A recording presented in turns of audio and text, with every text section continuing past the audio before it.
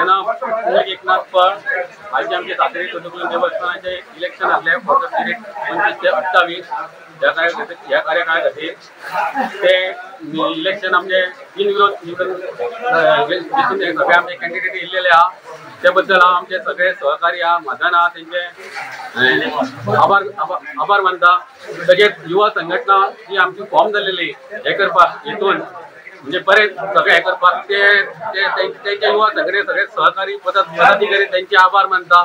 तशेंच हांगासर police staff आयिल्ले मामलेदाराचे मनीस येयले त्यांचे आभार मानता। तशेंच प्रेस मिडिया त्यांचे आभार मानता। बोवाळीन गायन सुरळीत पार पडले। नमस्कार, माझे नाव रोहिदास कोळ।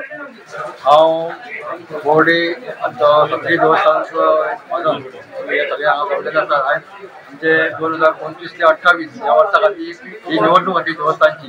जी निवडणूक पयली जाल्ली आनी त्या निवडणुकेक सुद्दां म्हजो अध्यक्ष म्हणून हांगासर आमकां निवड केल्ली।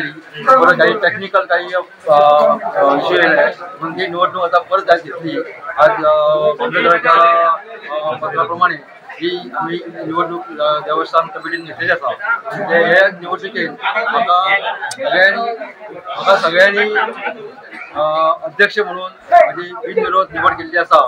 त्या बद्दल हांव सगळे आमचे सातेरी देवस्थानचे महाजन तेंच्यांनी जे उपस्थित रावले आनी म्हाजेर विश्वास दाखयलो तेंचे हांव सगळ्यांचे धन्यवाद म्हणटा।